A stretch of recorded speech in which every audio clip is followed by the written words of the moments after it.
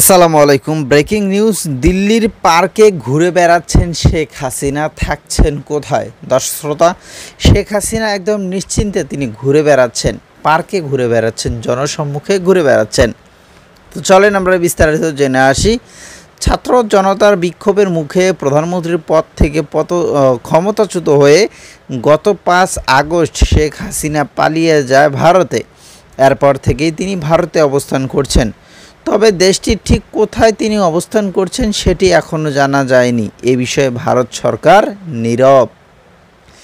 গতকাল বুধবার 18 সেপ্টেম্বর প্রকাশিত প্রতিবেদনে সংবাদ মাধ্যম বলছে, গত মাসে ছাত্র জনতার গণ অভ্যুত্থানে বাংলাদেশের স্বৈরাচারী প্রধানমন্ত্রী পালাতে বাধ্য হওয়ার পর থেকে নয়াদিল্লির নৌশভোজনের অনুষ্ঠানগুলোতে যে ইস্যুটি আলোচনার বিষয় হয়ে উঠেছে তা হলো শেখ হাসিনা এখন কোথায়।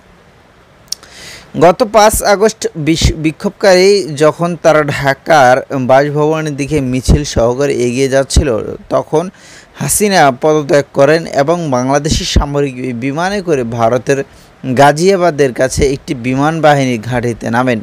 নরেন্দ্র মোদী সরকার তখন থেকে নিশ্চিত করেছেন তিনি ভারতেই আসেন।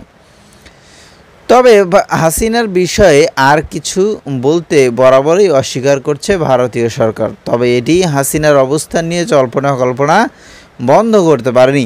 বিভিন্ন মাত্রার বিশ্বাসযোগ্যতার সঙ্গে ভারতের এই আড্ডাবাজ ক্লাসের সদস্যরা ব্যক্তিগতভাবে দাবি করেছে, ক্ষমতাচ্যুত ও সাবেক এই প্রধানমন্ত্রী ভারতের সরকারের একটি সেফ হাউসে রয়েছে।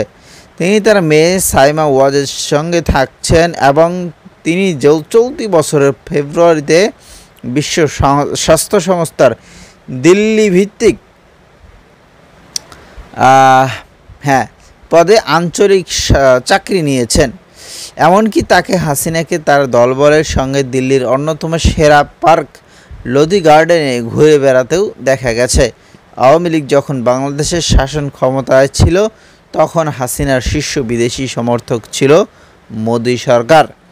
হাসিনার পালিয়ে আসার কথা স্বীকার করলেও সাবেক এই প্রধানমন্ত্রীর অবস্থান বা অন্যান্য বিষয়ে নীরবতা বজায় রেখেছে বেশিরভাগ গণমাধ্যম।